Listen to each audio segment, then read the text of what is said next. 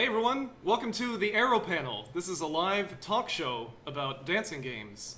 We're live here at Zion Arcade in San Francisco, and these are the hosts. I'm James, aka Buzzard. I'm Roger, aka @RogerClark on Twitter. Jeff Funga. So I thought we'd just start off by kind of introducing ourselves, just to tell you like why we think we're good candidates for the show.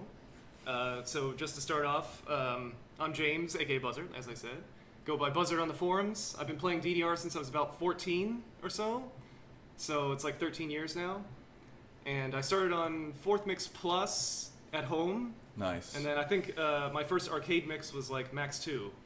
And played the hell out of Max 2. Played a lot of Extreme. From Phoenix, Arizona, where there was a huge DDR community. It was there was kind of a lot of overlap between like the Phoenix community and like Southern California. So it was like a lot of the same people. Southwest Showdown was my first tournament. I don't know if anybody remembers that, but I don't, but you know, the Southern California community is pretty legendary. So if they bled over into your area, that's a pretty good sign for your community too. yeah.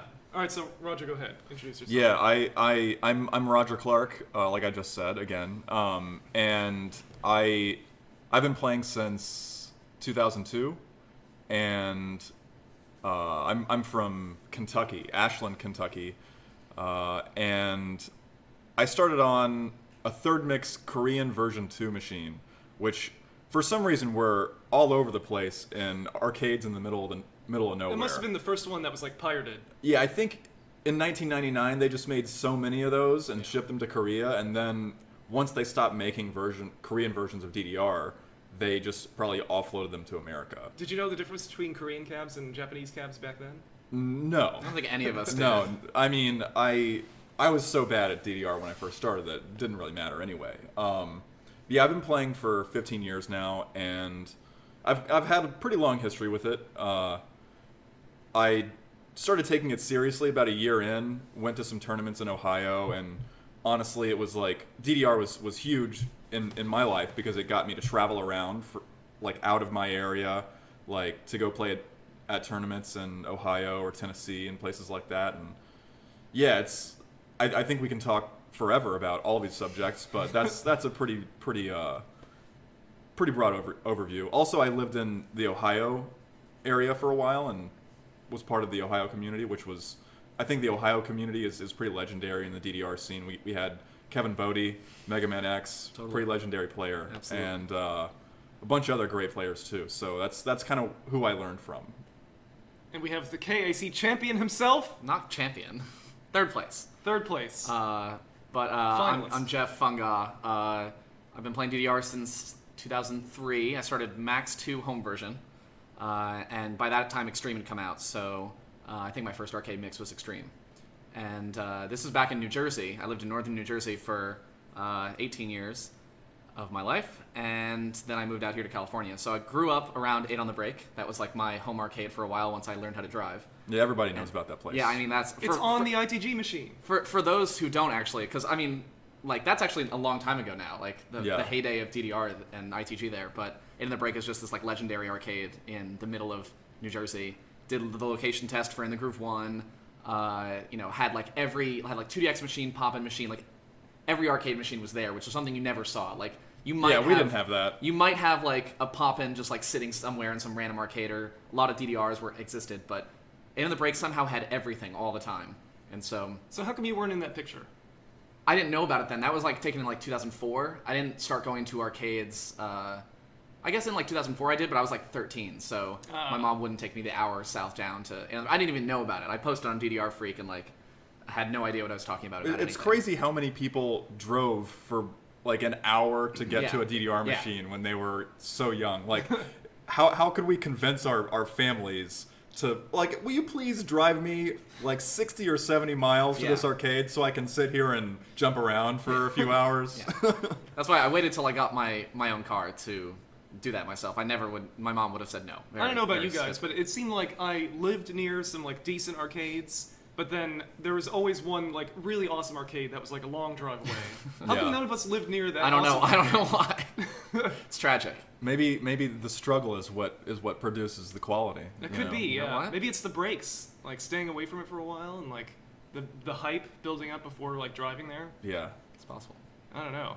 So we're also joined today by our fantastic producer, behind the scenes guy, and director, Dalton, aka Blue Chow, or Blue Chaos. Blue Chaos.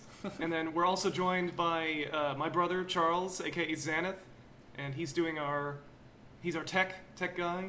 Doing some social media monitoring. Media. So we have a Twitter account, SF_evolved, and then also a hashtag B arrow panel. And so if there's anything that you want us to talk about today, or if you want to join in on the discussion, go ahead and like tweet at us, or you can write in the chat on YouTube, and then we'll talk about it. Our social media. Yeah, really just talk about us as much as possible on social media. RT. That's what we need. Roger's in it for the likes. We need some faves and some RTs. Everybody knows that like one RT is like 5 faves. Or 10 Oh, faves definitely. at least. And there's Yeah, a conversion absolutely. factor for sure. Yeah. So if you really want to show some love, fave and RT. Oh man, Yeah. that's a tall order. It's a tall order. So anyway, this is our first show, as I'm sure you probably know, but like it might be kind of rough in the beginning. We're still trying to sort of figure out what the format of the show is, but the reason why we started it is just like DDR is obviously making a huge resurgence in the US and in the world, I'd say. And so it seems like every week there's like something new, whether Yeah. it's like a official content from Konami, you know, like an online update that includes like a bunch of songs and new charts and Or stuff. some player gets some crazy score. Or some player gets a crazy score, or you know, something like this happens, or there's like new tournaments happening all the time. There's just so much stuff to talk about. Yeah. And it's like, you know, we tweet about it, and we're posting on Facebook a ton, and we talk about it amongst ourselves so often. Yeah, I think a lot of it So- started because we would talk about it to ourselves very Yeah. often, and other people would be interested in the discussion, but we never really had a forum for like discussing things and having other people join Yeah. in. And so I think this is like the perfect place to, you know, deep dive into a topic and break some stuff down and sort of like shed the spotlight a little bit on players and scores and Exactly. try to elevate the community a little bit. Because Yeah, I was hoping for like a sports center for dance games kind of situation. Totally. Yeah. Speaking of shedding light on players, you just got a AAA on Cartoon Heroes. Oh yeah, On that machine right there. I finally AAA'd Cartoon Heroes after having one grade on it for 14 years. Yeah, goddamn, because that song is ridiculous. Even if you like just started on Ace, like going back and playing some of these extremely technical still charts hard. on Extreme, It's it's still still hard. hard. Yeah. It's like I know Jeff has beat the game, but like me and Roger, we still have like kind of a way to go. Yeah, For, I got like 20 songs left. Yeah, I am not even close to. I'm not even close to being like finished with that game. So it's like it's kind of cool. I think that it's like that's why we here at Zion Arcade we have like the new and the old, and it's like great to go back to the old and still play Extreme and stuff. So you kind of took a break from Extreme for a little while, and then you came back to it. Yeah, I've been playing Ace since Ace came out. Yeah. It's kind of all I've been thinking about. Yeah. I once it came out, when was it? Like July, August? July like 7th for something. Yeah, it of came- last year, and yeah, I yeah. kind of have been kind of accelerating my play of DDR Ace since then. Like, at first it was like, okay, I'll go play on Saturday, and then I'm like, okay, I'll go play twice a week, and now I'm playing literally every day for like 2 hours, and it's great. But yeah, I haven't been playing Extreme much because we have the new DDR that's just like 10 minutes down the road, so it's you know, it's done a lot for the community, and it's done a lot for me getting motivated to play again. I feel like I'm better than I ever was, despite being 31. I feel better now than I did when I was a teenager. So It's showing in your scores, I'd say. yeah, thanks. So, is there anything that you like that you learned from like some of the more recent DDR songs that you'd say you applied to like Cartoon Heroes? Yeah, I think just the way that I move my feet.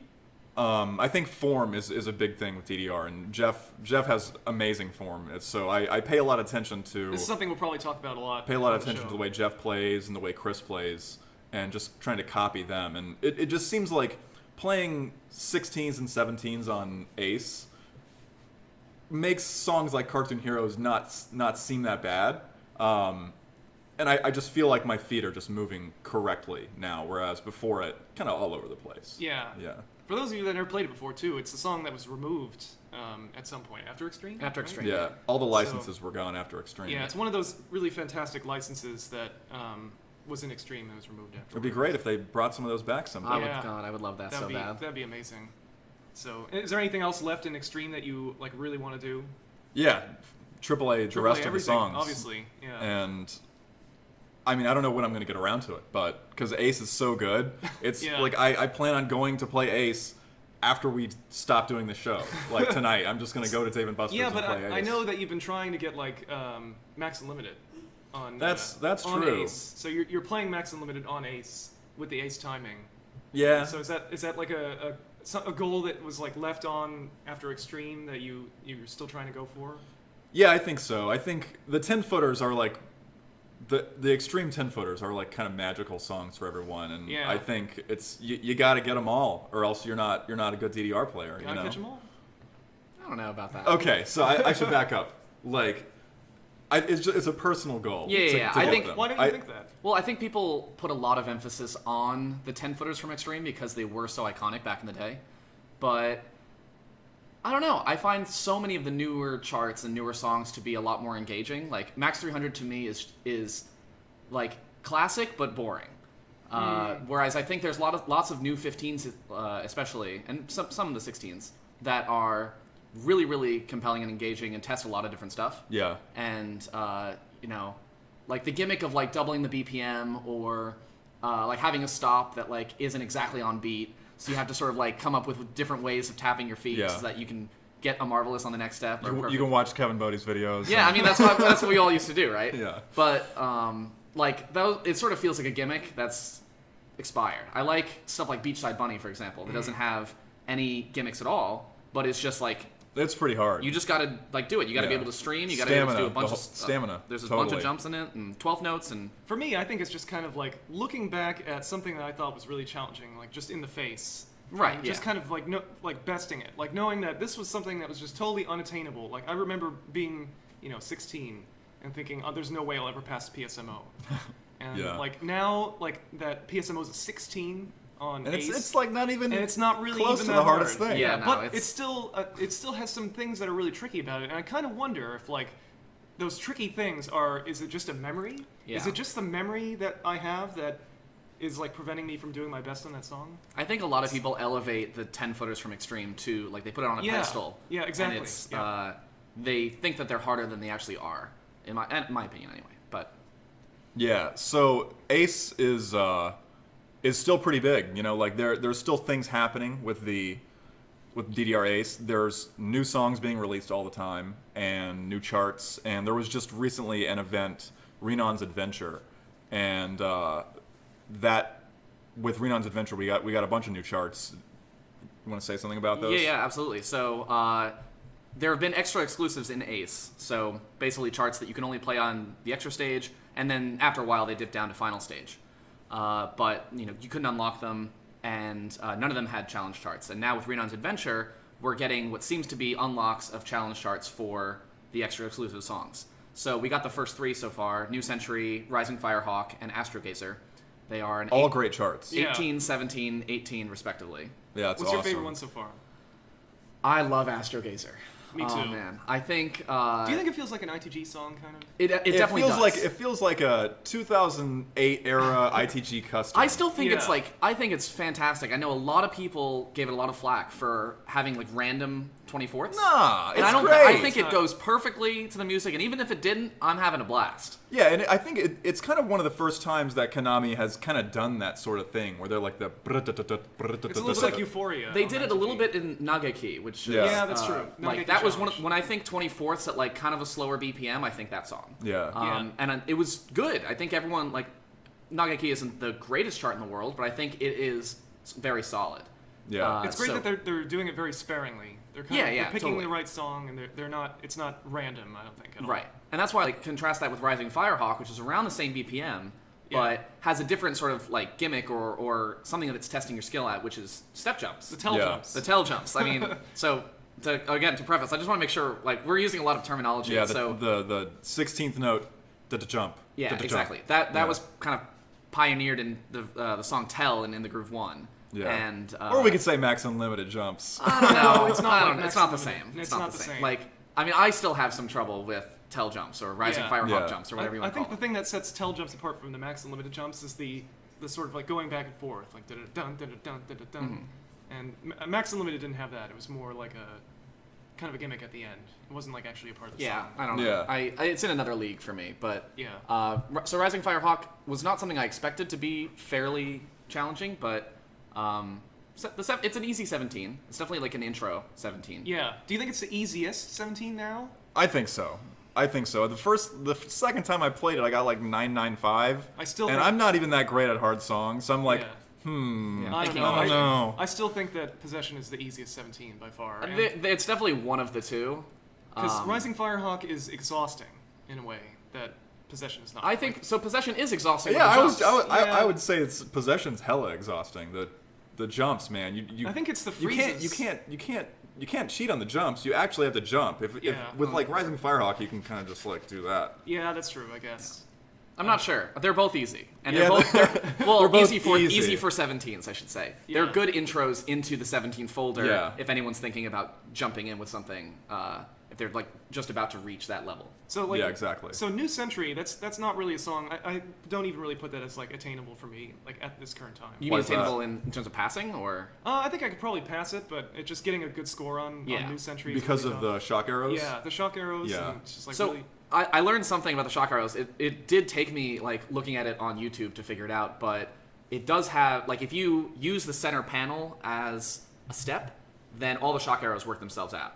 So it's not the most intuitive thing because you have like a crossover and then you have to step on the center and then another crossover. So like it's chaotic, but it made a lot more sense to me when I looked at it online. I really like that a lot because it means that Konami's thinking about that. Yeah. They're thinking like how to make people do these weird movements, like Yeah. using the center panel and things like that. And it's nice that they have an advanced knowledge of how to make charts because sometimes I think, like how good are they at playing these things? How good are they that's a valid question. at understanding what people can do? And it seems clear based on the recent stuff that they know what they're doing. Yeah, and there's certainly things that could be cleaned up. Like there's a few parts of New Century Challenge that are a little bit awkward, a little bit more than I'd like, but it's just one of those things that you sort of learn over time and you adapt. And So by the way, the Steve Foster, he's in the chat. okay, About Rising Firehawk, he says it's a stamina 18 rather than a throw some BS at you 18. wait, Rising Firehawk? Rising Firehawk. That's not an 18.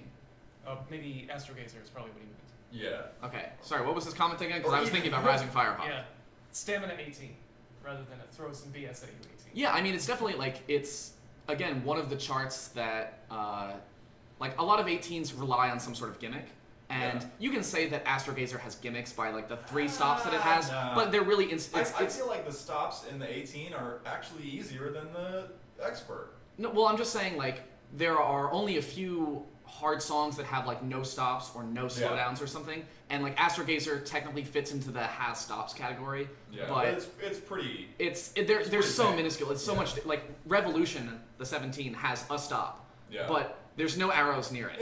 It doesn't matter. It doesn't count. It's much different than something like Pluto the First or something like that. Really relied on speed changes or stops to be gimmicky and hard. So what about the other songs from the April 27th update? So we have like Exciting, Mo Cha Cha.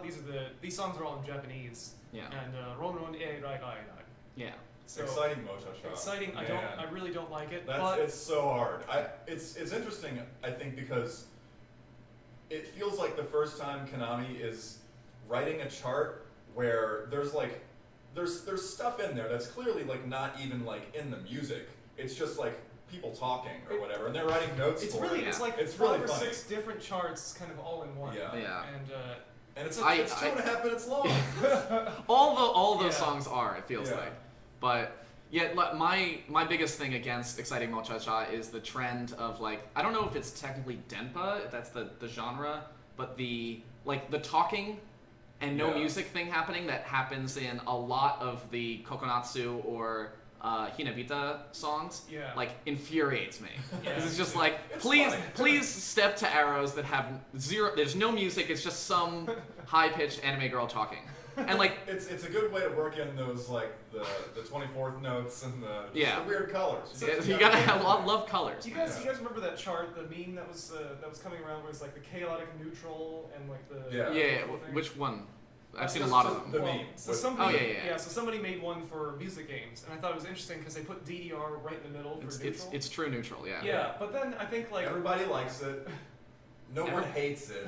yeah. You know. Yeah. So like they put, if I'm recalling correctly, they put sound voltex as like chaotic but neutral. Yeah. So I kind of think that DDR is kind of trying to like go out from that center square in some ways. Yeah, I would say so. Actually, you could think of the groove radar as sort of. Oh man. Yeah, they're definitely It's like stretching daggers. the radar there. Yeah.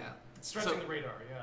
The thing I'll add about Exciting Mocha Cha is it's a great tournament song. Yeah. Like, that is just like, It would if you be- match up with someone in a I tournament love on those that, tournament 13. Yeah, Do you exactly. think it should be a qualifier? Would it make a good qualifier? I don't think it would make a good qualifier It's a troll it's a qualifier. little bit, it's a little bit too troll. Like, but it's much harder and much more like valid in a tournament than the other one, Rinon A, Rai Dai Dai. Yeah. Because that one is just like, first of all, like the song is like the remix. That's like a remix of like the classical Chinese or whatever. I don't know. It's like intended to be kind of a remix. Yeah. And so it sounds already kind of like cheap, and then it doesn't have very interesting. It's not that interesting in my opinion. Hey, more songs. Can't Can't go wrong. can't go wrong with more content. songs. So speaking of more songs, there's a new song that was just released tonight, Cosy Catastrophe. Mm-hmm. Yeah. And we actually have, so special thanks to Zero Wolf for actually uploading a really high quality video of it. I thought maybe we could watch it together. Yeah, we're And gonna. sort of just like give our feedback of the chart and stuff. So here it is. It's the new extra exclusive, of course. Yeah, level Since it's 2. not any surprise. Level 2 extra exclusive. 16? It's a 16 on expert. So it's another slowdown in the beginning. It's a little bit like blew my mind, I think. Nice.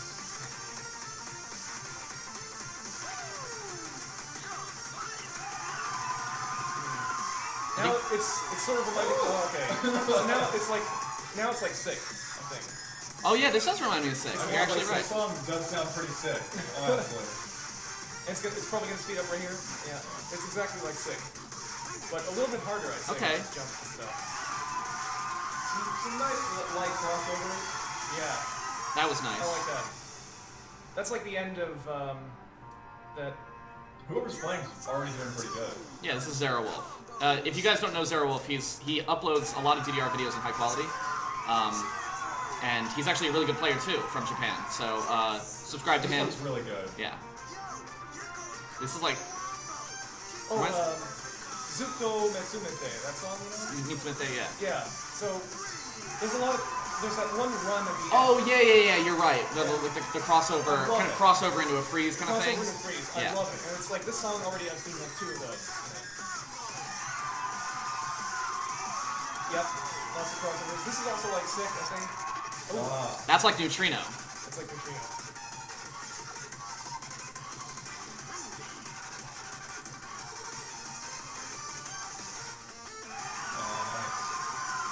Nice and predictable.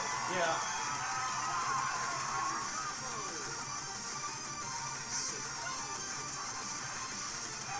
I'm so hyped to play that. That's really good. It's a little anticlimactic at the end. It's fine. No, it's good. It's real good. Yeah. Yeah, that was spectacular. I really like the fact that Konami is going more toward the like the modern EDM kind of genres. Yeah. It's clear that I feel like they saw what happened in America in like 2012, where everyone became obsessed with EDM, and they were like, maybe this would be good for DDR in 2017. Well, I mean, 16. Yeah, 2016. like we've been to like Mogra and stuff, like Yeah. underground sort of like B-Money artists like doing really experimental stuff. I think it's been a thing in Japan for like a couple of years now, and it's Yeah. just now starting to make it into Yeah, I love B-Money it. games. Yeah, so you get all this like crazy Japanese dubstep and stuff, Yeah. and that's what's in DDR now. I It's think great. I think DDR's been like that for 20 years actually. It's always been Yeah, like, it's always been though. it's always been like there's some kind of musical trend in Japan, and like there's or the world in general. or the world in general. Yeah, it's like the people that make the music too are really into it, and there's a lot of artists like I guess Red Alice and stuff who play DDR. They play DDR Yeah. games, and they're making music now for Konami. Yeah, it's awesome. Original artists. So this guy has a song in Yubi, right? Yeah, Yes. Sion. Yeah, he's like Shunsuke is his name, so it might be Shun. Shun. Um, But yeah, so he has 2 songs in U-Beat. One of them was in Kubel, which is formerly the latest version, and now they're releasing a new version of U-Beat called Plan. And so there's a new, he has like in the location test, he has a new song there. So kind of in a similar vein So to he's how like debuting with like basically like boss songs or something. I guess like it's kind of interesting. They seem to have a trend of like throwing people in the fire. Like I think Hummer is kind of similar, the guy who made Neutrino. He's now the sound director, I think, of 2DX. And like he's the sound director of 2DX? I'm almost positive, yeah. Wow. And it's just like, his first song in DDR, boss song. Why not? That's awesome. Yeah, I think the first time they had a new artist do a boss song like was Supernova 2 for NGO. Oh, that might be. NGO. It was like I don't think he'd ever been in Bimani before, and he did Yeah, song. that sounds like it could be right. Yeah. And now we have Yuichi, who's been around for a lot longer than I thought. Yeah, I love his From the boss beginning. songs. Known as Yuichi, I guess as of recently, but 2MB in the past. Yeah. Yeah. Maybe you guys didn't know that. Yeah. You should tell more about A lot of, well, everyone has so many aliases. Like, Yeah. you can go on wiki pages and figure out. Yeah, all of it's them, kind of neat. It's like you think that it's a little bit like ITG, I guess, or maybe Kyle Ward was kind of inspired by. Yeah, he clearly saw what Naoki was doing. Yeah, he was like, Naoki, yeah. I'm gonna be like that guy. Yeah. And in many ways. Yeah, just all that stuff, all the alias stuff is kind of cool. Yeah. I think it's kind of like sort of like playing a card game and stuff. It's like tracing the lore is like really exciting. Yeah. Yeah, like when I DDR found out- War is Yeah, exactly. is amazing. When I found out that Yuichi was 2MB, I was like, Mind really blown. excited. Yeah, I was really excited about that. And it's Yeah. cool to see So- that he's still around. What do you guys think of Cosy Catastrophe in general? Think it's a good 16? I think I mean, it's- I feel like it's pretty. It looks pretty fun. I think it looks nice and easy. Honestly, like it. I think it's one of those songs that's. I like the ones that look impressive to onlookers because they do a lot of tempo changes and Yeah, stuff, yeah, yeah. but technically aren't that hard to execute. Yeah, it And looked I like think- the majority of the song felt like the difficulty came from the crossovers and the Yeah. gimmicks, not necessarily about the stamina or anything. Oh, but by Yeah, the way, regarding exactly. our last chat, Jess in the chat says, "What about Tag? At least a remix of Saber Wing was a boss song, I believe." Yeah, the Saber Ring Akira headshot mix. Yeah, that's right. I actually don't know much about the Akira headshot sort of like if that's a person or if that's Akira's headshot mix. I actually haven't looked into it. It's a really weird song. It's great. It's Yeah. a great song though. It's a good I boss love- song. I love it. It's late as hell. Yeah, that's probably one of the Incredibly latest late. songs in Ace. Yeah. Anyway, So yeah, Cosy Catastrophe. I like it because I'm a huge fan of Sick. Oh, yeah. I've been trying to PFC Sick for a really long time, having a lot of trouble. But yeah, Cosy Catastrophe is a new challenge. I think it's got a lot of the same thing. I think it's one of those songs that you're gonna have to play in Stepmania a few times. yeah, for sure. Yeah, I'll just watch Zero Wolf's video. Yeah, over exactly. and over. Yeah. Yeah. Okay, so I guess the sort of the main topic we wanted to talk about was, I kind of touched on it when we talked about the impetus for the show, and it's all about DDR Ace and how it made its debut in America.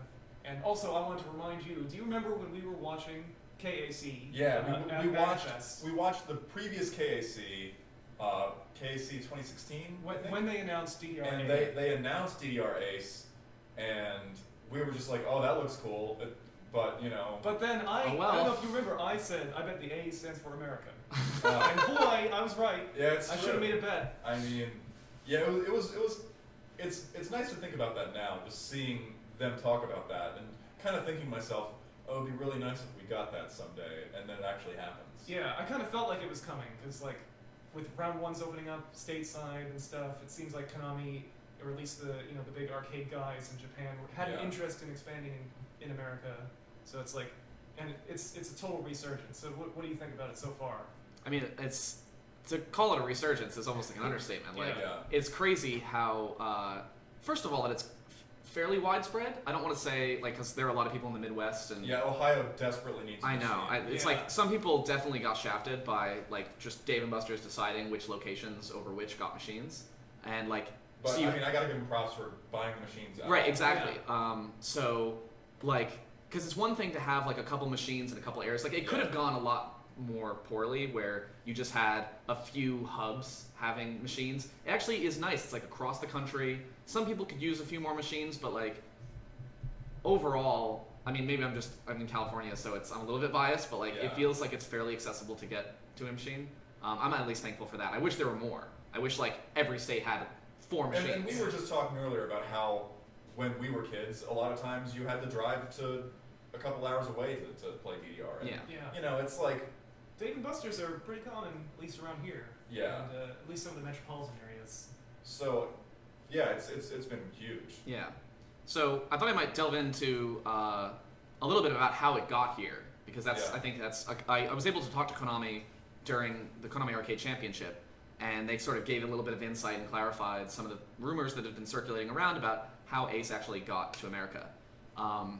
And so basically, in order to buy a certain number of machines, like in order to buy an Ace machine, you have to have a minimum quantity.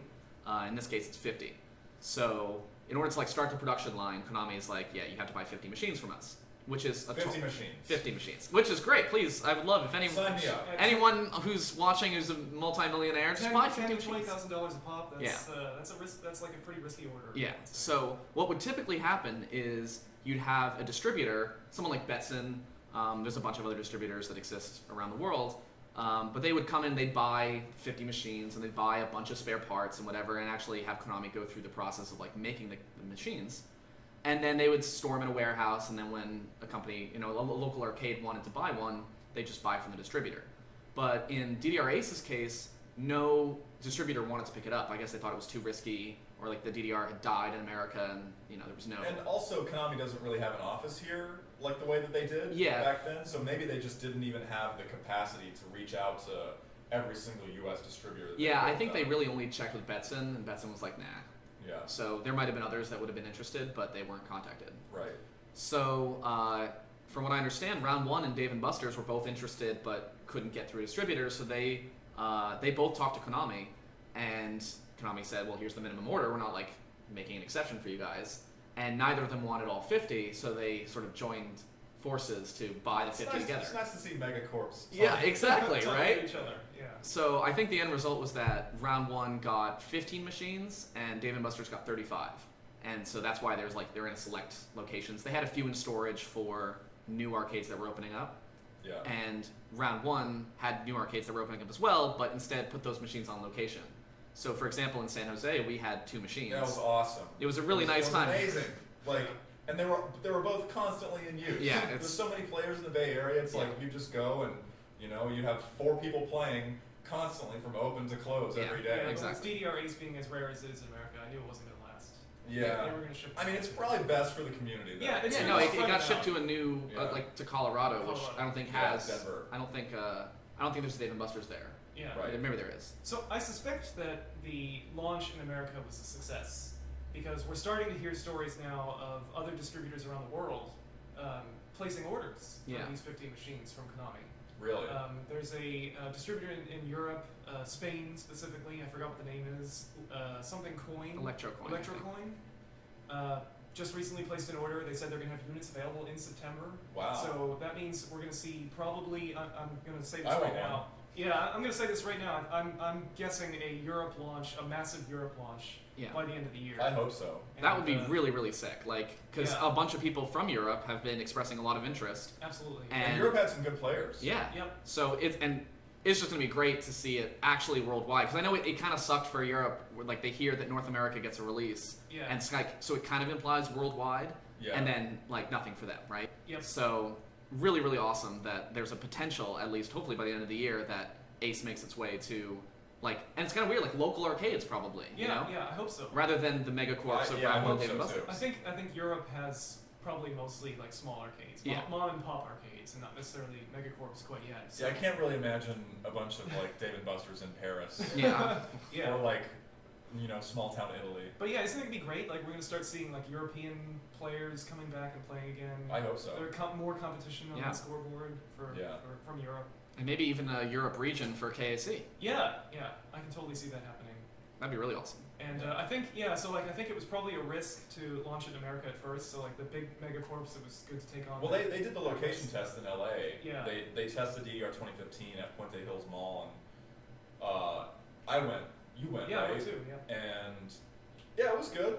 I mean, I expected that's what we would get if we got anything. We ended up actually getting a much better version of the game than we thought we would. Yeah. So really, everything kind of worked out way better than we expected. Yeah, I wasn't expecting that to actually work out. But I mean, there was so many people that showed their support Yeah. there.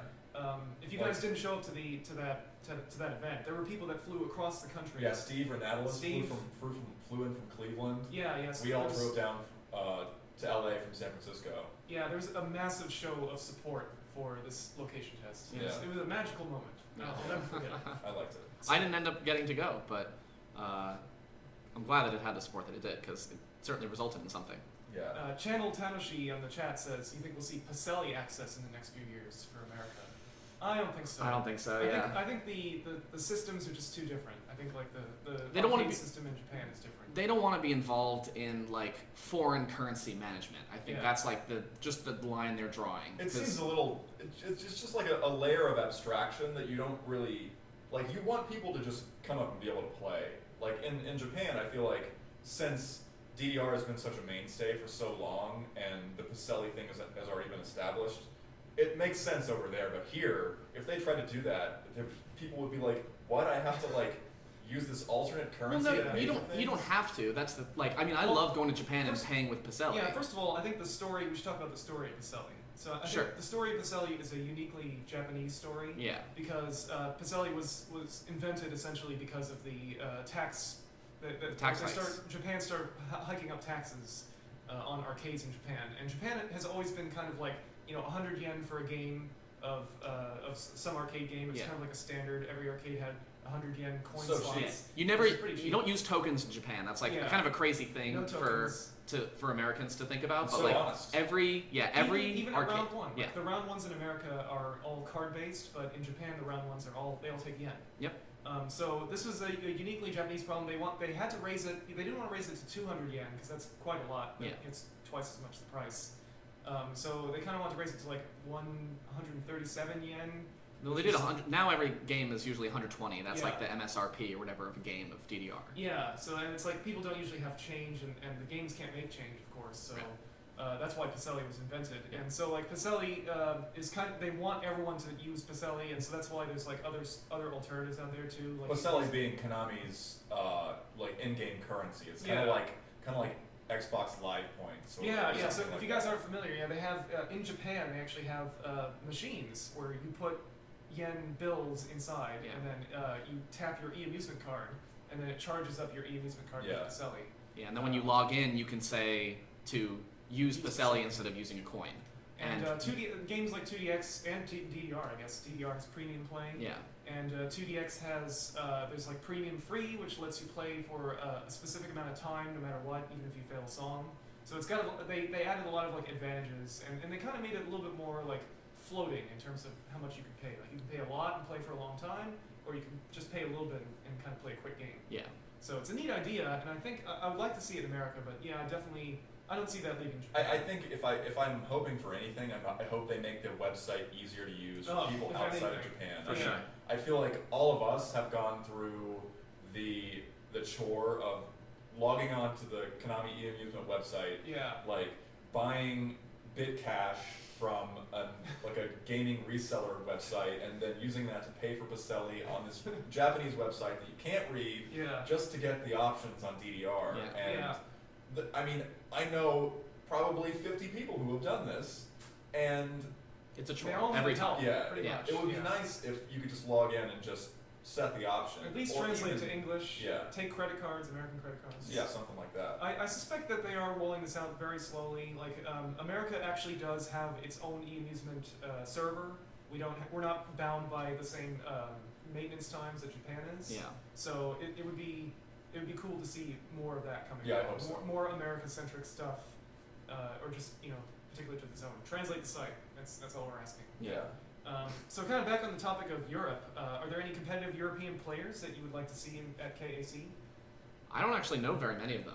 Yeah. I know a lot of players have moved to ITG. Yeah, there's still ITG tournaments in like Yeah. In London, they always have the UK site re-tournaments. and Sweden too, right? I'm not sure. I know there's one in Scandinavia. It's a pretty big one every Yeah. year. Euro Yeah. Cup. Oh, the Euro Cup. Yeah. Yeah.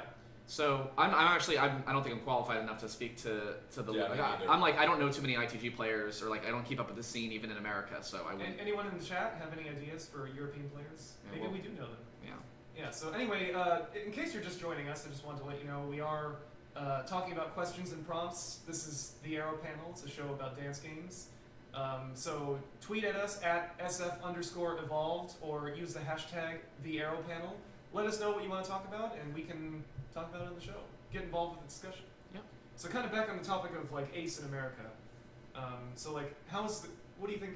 How has the game like evolved and changed since Ace, or since it came to America and stuff? I think Roger touched on this earlier, but it's really if you haven't played DDR since like Extreme or Supernova 2, like the song selection and the song progression has changed so drastically. Like, you know, it used to be that DDR was sort of dominated by Dance Mania, and so you had all the classics like Cartoon Dance Mania Heroes. is like a It's like a label. compilation label Yeah. where basically a lot of like, you know, high profile dance songs or covers got licensed to DDR through that. There's like a series of Dance Mania albums, and DDR would like take from a few of those every mix. And so if you remember all those songs, like you remember like Kung Fu Fighting in the original DDR, or Butterfly. Cartoon Heroes, Butterfly was another one. Like these are classics, right?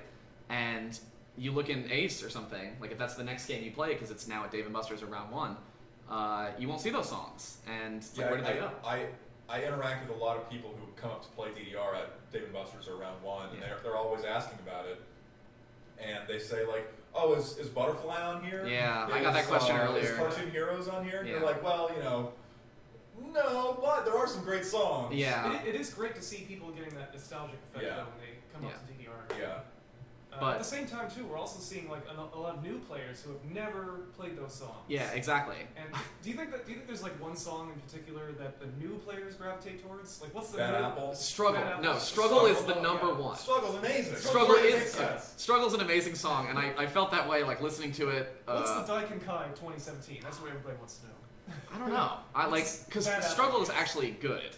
Yeah. Like I sorry. like Daiken Kai. Yeah, whatever. But I think it's funny that like everyone has sort of gravitated towards that. It's sort of, I mean, it builds on itself, right? Yeah. Like if you see someone playing Struggle and you're like, oh, that's fun, and a song's cool, like I'm gonna play it too. So like sort of popularity begets popularity in a sense.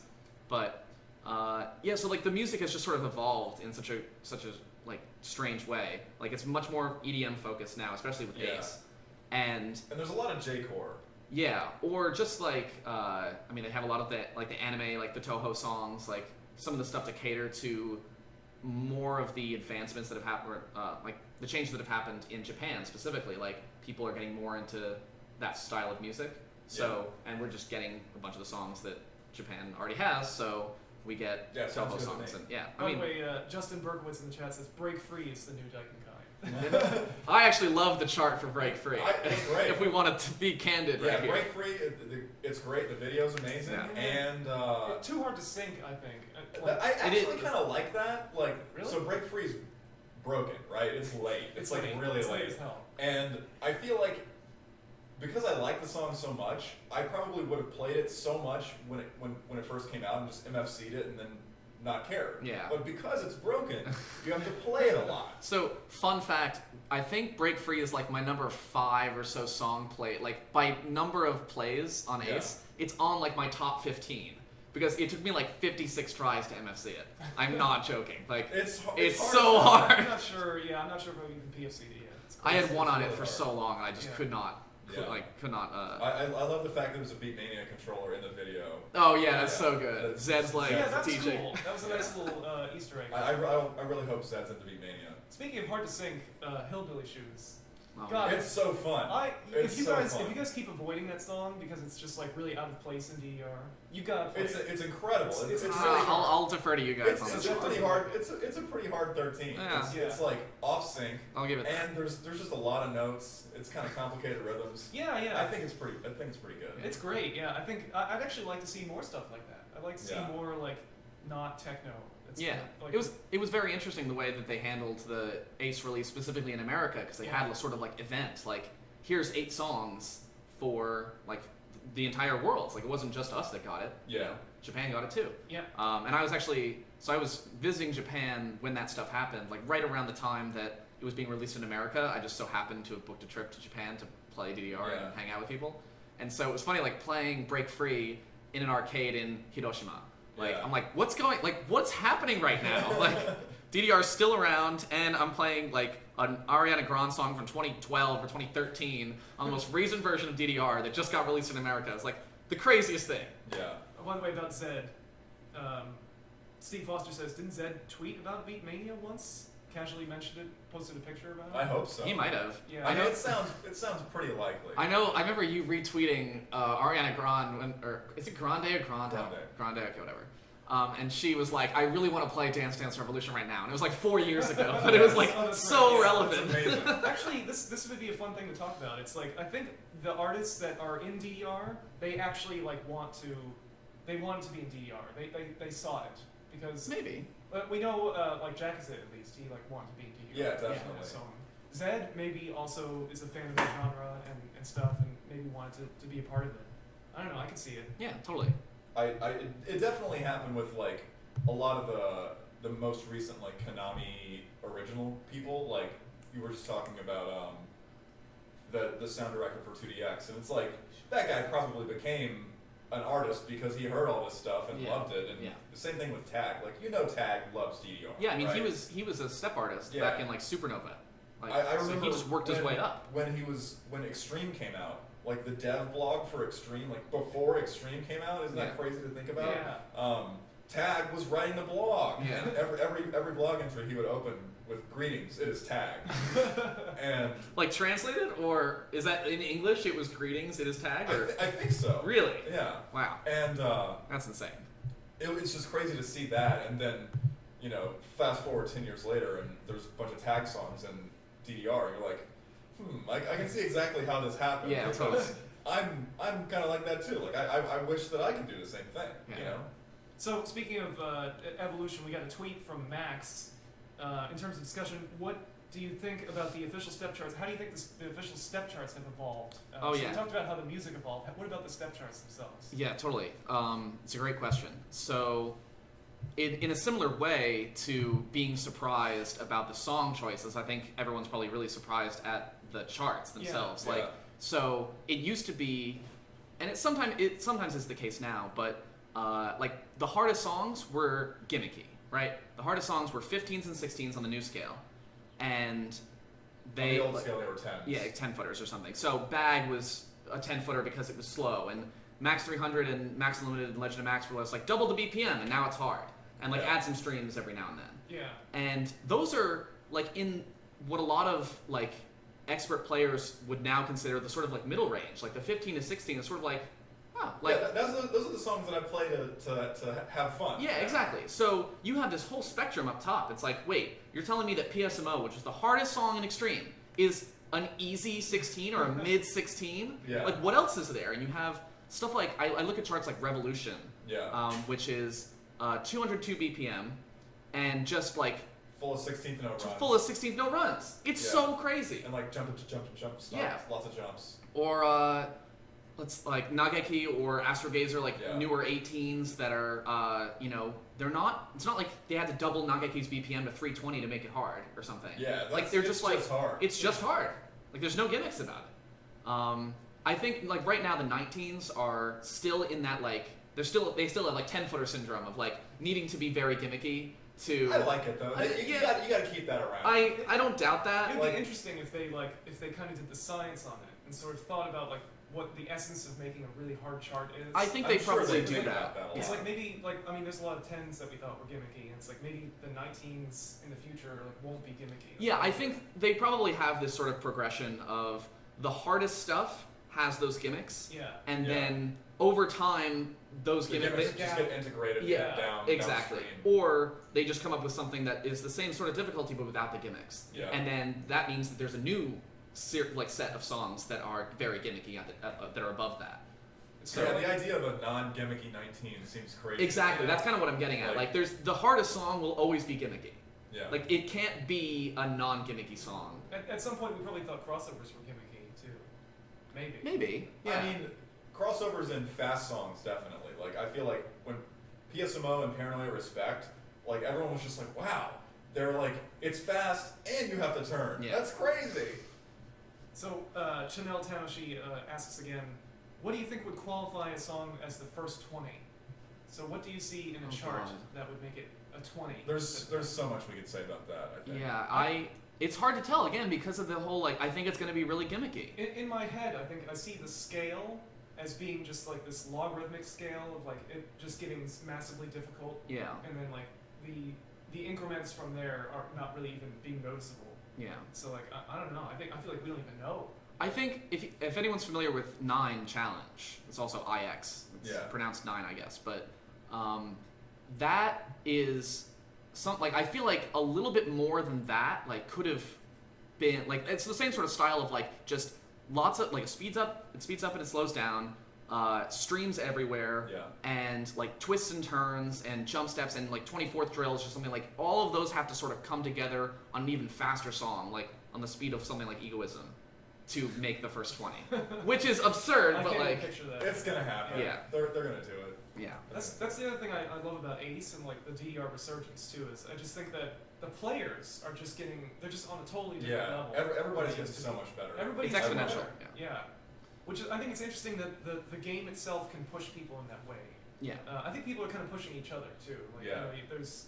I see people online posting scores on Twitter, and I'm like, Yeah. I wonder if I could do that. Oh, I can do that. And I look at someone else, like, I wonder if I can do that. And like, yeah. It's interesting to me because I think it's not even a matter of the time that you spend playing the game because it's like even Totally. you know, Yeah. like 10 years ago people were playing as often as you are, like Yeah. at least every day or at least every other day for like 2 or 3 hours every day, and you know like they still weren't able to like AAA even some of the hardest songs. Right. So I mean, it's exponential, and it depends on what content you have. It's the ITG effect, right? It's the Yeah. hyperbolic time chamber of when you have access to harder songs, you progress faster. Yeah. So Yeah. when your bar is 10 footers in extreme, and like there are some 9 footers, like a fairly decent amount of 9 footers, but then you're mostly sticking around 7s and 8s, you're just not going to improve as quickly as if you play Ace and you're playing 15s and 16s all the time, because that's the sort of the same middle range Yeah. as 7s and 8s back in the day. Yeah, it's crazy to think about 15s being 7-footers. Yeah. So speaking of like you know this kind of new ceiling and like new players, are there any like new players that you've met that you kind of want to give a shout out to, sort of like people that kind of impressed you? To me, I'd like to talk about Spencer Arbati because he's Oh, a yeah. really interesting guy. Kind of just started getting to the game like a year ago or something. It's And- crazy to think that you could make progress like playing even 1 to 2 years Yeah. and start playing 1 to 2 years ago and now be PFCing 15s. It's Yeah, like, that's yeah. crazy to me. I'm like that's meeting. pretty crazy. I've met like other people at the arcade too who are the same situation. Yeah. Yeah. Not long ago, they were, you know, doubling, you know, or maybe not even full comboing. Like I see people 12s and stuff. who started just a few months ago, and I see them playing at Dave & Buster's now, and I'm like, you're already playing 14s? Yeah, Like, what is this? It's pretty insane. I think it's really inspiring. Yeah. That you can get, you know, if you push yourself, you can get Exactly. really far. And I in think a really short time too. yeah, in a really short time. I think it's really motivating. Mike458 in the chat is wondering. We're talking about 20s. He's wondering if a slow song could be a 20.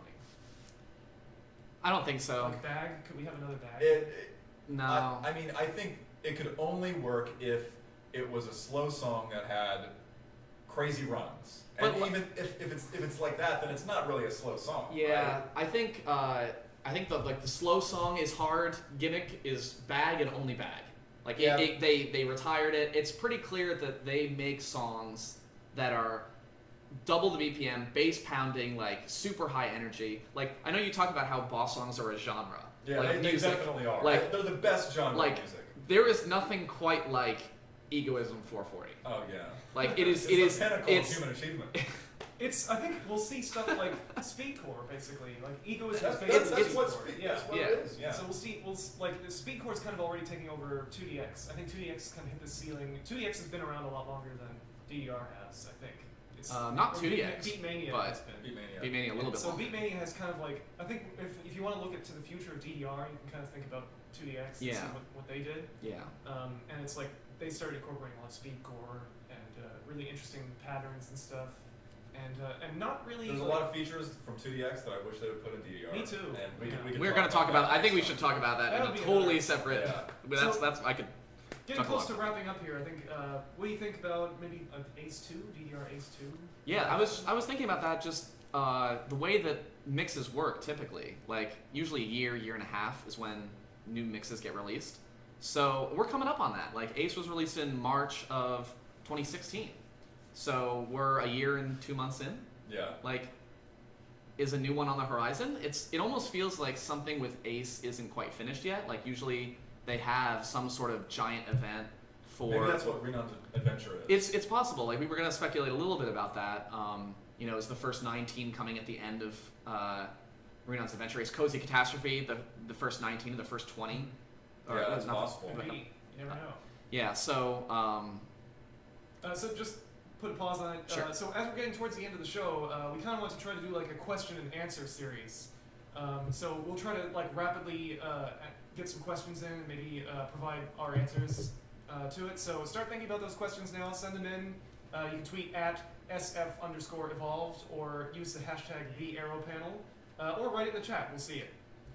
Yeah, and I just saw someone say something about how 2018 is the 20th anniversary of DDR. Oh, man. So That's a good point. I just got goosebumps thinking about it. And it's, 20 November I 2018. just really love the idea of them putting even more effort into the game than they did with Ace, because the fact that they already have such a great base to build on it makes me think that if there is a new mix, and it is the 20th anniversary mix, it's just going to be full of all kinds of crazy stuff. Yeah, that's really, really exciting to think about, actually. I didn't know. I didn't, put two and two together.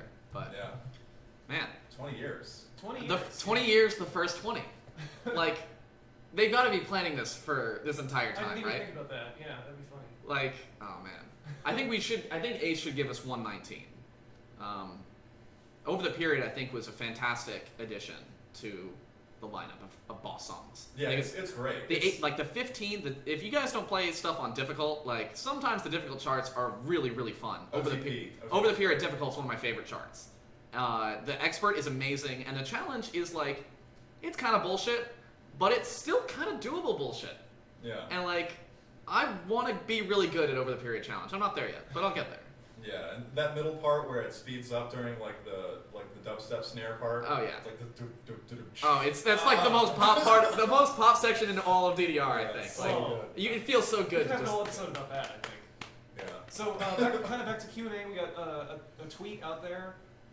Do any of you guys play any other rhythm games? That'd be kind of an interesting thing to talk about. If that helps you at all. Yeah, I definitely. So I'm scheming ideas for future main topics of the night to talk about. So I definitely want to talk about cross training and sort of how what other music games we play and how they might help or detract from the game you're trying to play. Yeah. So, but I will give a brief answer now, which is I play a bunch of music games. I love Technica. That was one of my when I had to quit DDR for a little bit. I had knee problems, and I also didn't live near a machine. But I picked up Technica, and that was super engaging and fun. And I've also I played ITG a bunch, but I don't really count that too much. And Tunithm is one of my favorite games. I love to it. see that. Tunithm is a game that Sega makes. Tunithm. Sega makes this game called Tunithm. It's in Japan only, and it kind of uses a sensor bar, and it actually has an AR reader where you kind of lift your hands up. And if you ever go to Japan, you have to try it.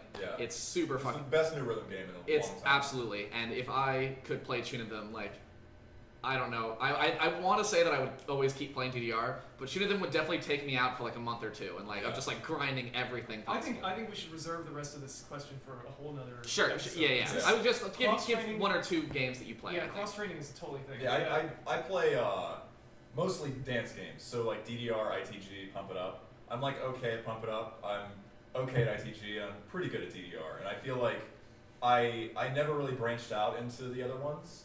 And I think it was mostly because I felt I didn't want to focus on anything but DDR. Yeah. Mm-hmm. But it's clear that it has an advantage. Jeff's really good at DDR, and he plays a lot of rhythm games, so maybe I should be playing Sound Voltex or something. Right. Yeah, What so about me, I try to play a little bit of everything. I love rhythm games. I definitely play DDR the most. Second, I do play a lot of Pump. I think Pump can teach you a lot of things about DDR, about how to get just DDR footwork. Footwork, just kind of muscle memory and letting the flow is another really important thing. And then I also play a lot of 2DX. I think 2DX is great. When we're talking about cross-training, I think 2DX is good for timing because it's the strictest timing of any rhythm game. Well, Marvelous is actually stricter than Just Great, I think. Or doesn't feel that way, at least. I don't know. I'm bad at 2DX, but anyway. Yeah. I'm incredibly bad, so I can't comment. So we'll go to another question. What in your mind this is from Mike458, what in your mind makes an ideal DDR player? Speed, coordination, and what's the best way to improve? Again, this is something I think Yeah, we're going to this have a is whole quite a lot. other topic Yeah. about. But it's definitely a mixture of everything, in my opinion. And I kind of, I want to hold back a little bit. I could talk about this for hours. If you can say just a little bit, like, play every song. Play every song. Play a lot. Yeah. And Not even that. I sincerely think playing every song, if you haven't, you'll see just Immediate a vast, gains. immediate. It's the lowest hanging fruit in DDR. Play every song. Just do Yeah. it. Like Yeah. you don't even have to play. I played once a week for like 7 years. Once a week, and I got to the Yeah. point where I could win tournaments. Like I don't think you have to. Definitely playing every day helps, but Yeah. just play every song. It feels good. Yeah. Fill out your score tracker. Do a score tracker. Yeah, actually, so my advice is play Stepmania. I think, like, studying, it's kind of like doing your Especially homework. if you can't go to the arcade. Yeah, if you can't go, well, especially if you can't go to the arcade, but even if you are going to the arcade a lot, I think there's nothing beats, like, studying at home. It's sort of Yeah. like, You gotta study. yeah, like, it's just like that, just Studying video games. getting really in depth, and with Stepmania, the edit mode, you can actually break it down and select a part of the song that you want to practice over and over again. Turning on assist tick and stuff. Yeah. Really important. But yeah, this is, again, another topic that I think could be a whole nother episode. So Yeah. we'll move on to another question. We have a tweet over here from Zanzibar. What song demands a revival? Butterfly. Butterfly? You know, Well, I so they think- did it before. They revived it once before. With an X for the 10th anniversary, Yeah. and the 20th is coming up, so they should probably do it again. I don't know. Interesting. I just know that there was like internal turmoil with Dance Mania, or not internal turmoil, but like Dance Mania is not a thing anymore or something. Yeah. Like the label's gone. Anyway, I don't know. Things are happening over there. I would love to see Cartoon Heroes back, or So Deep, Yeah, or something like. So deep. Oh man, like just the classics. I would love, but Yeah, I don't know. That's a tough one. So we have another in the chat. We have Ninja Pharaoh. oh, Ninja Far. Hey, how's it going? And then he's asking, what are all of your favorite songs and charts in Ace? Oh yeah, that's a good thing. We're talking about Ace. We should probably Yeah. for people who haven't played or might want to branch out, like give a few charts that you think are really awesome. Yeah. Well, so like I think we talked about this before. I think we both agree that the sweet spot of DDR is kind of like 14s, 15s, 16s. Yeah. And a little bit in 17s, a little bit in 13s. And so I don't know. There's a couple songs out there I've PFC'd already that I just keep playing. I love songs by Ryu Star. So like I'm So Happy is Mhm. incredible, and I play that song all the time. It's 16. It's got some really good streams. What about New for Ace? Yeah, like Oh, kind New of for on the newer Ace. side. Yeah. Yeah, let's see. That's tough. I think Sick. Is Sick new? That's Yep, Sick, Sick, Sick yeah, new Ace. And then Come to Life. Oh, Come to Life yeah. is by Life far. is really good. Come to Life, I think, is like just such a perfect encapsulation of what a good new DDR song is all about. Yeah. It's got the sound, like what we were saying about, techno and speedcore and stuff. It's got a little bit of that in there. And the chart is incredible. The vocals are challenge great. chart, yeah, the vocals are incredible. It's just like really, really, really good. So what about Yeah, you? I like the licenses. I like songs like Break Free. I really liked what else is new for Ace? You don't have like the photographic memory of the song list just I embedded in your I brain. definitely do, but it's hard to choose favorites. You know, It is like hard.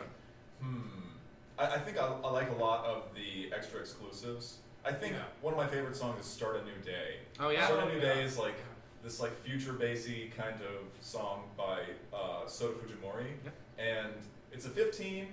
It's really fun. It's kind of like just like a relaxing 15 foot. It's a very relaxing song. Yeah. I'm gonna throw my hat in the ring with Ayakashi Kakashi, which it's the song that's like 85 BPM from 2014. That's still Oh, yeah. still fairly new, It's so I'm gonna great. say. But that song is incredible. DJ Toto is just a god. Da da da da da da da da da. It's one of my Yeah. favorite charts from the actual Ace folder. It's just like it tests everything. It tests your crossover ability, 12 notes, like weaving in 12 notes with other stuff. Like Yeah. it's just great. Trying to think of and you already said Come to Life, but Yeah, Come to Life Come is to like probably my favorite DDR chart song combination that's ever existed, and Me too. it'll stay there for a long time. Like that, Yeah. I just can't get enough of it. Yeah, so many good new songs in Ace. Let's see. Dan Adam out there, he asks recommended shoes about DDR. Kind of has a little bit to do with technique, I guess. I don't think it's I as think that important. seems like something else that we could go into on another episode. Yeah, Sure, I think to some people it's pretty important, but I think for the most part it's not as important as people. I definitely agree. I want to say, don't worry about that too much. Play in whatever shoes you feel comfortable with. Yeah. Typically, it's a running shoe of some sort, but I think there is a slight myth that if I put on these shoes or I wear the shoes that the pros play, and Yeah. like I'm gonna see an increase in scores. People are buying Puma tapers on eBay for $300. Like, don't do that. You'll like practice is more important than the shoes that you're wearing. Yeah. Yeah. But we can talk about that more later. Yeah, so let's see. We're taking just a few more questions here, and then we're going to start wrapping up. Peter Hages in the chat asks about e-amusement. Do you think it's going to start gaining traction in the US like it did in Japan? I feel like all the new players have e-amusement cards. Yeah, is that question more about like EMUs for other games, or is it more about like adoption of EMUs for DDR? I think both are expanding. Yeah. We have round one that like is coming over with Sound Voltex and 2DX and Gitadora on EMUs. Yeah. So there's a non-zero chance that stuff like Poppin will come over on EMUs, but also more people are using EMUs cards. People realize that, oh hey, premium play Yeah, means everybody who plays seriously or even semi-seriously Yeah. has a card. yeah. So I think the adoption's pretty good so far. So it's probably a good idea to start wrapping up now. Yeah, so just to close up, we just kind of wanted to mention a couple of things that are coming up in the DDR community. So June 3rd, David Buster's, Virginia Beach, California.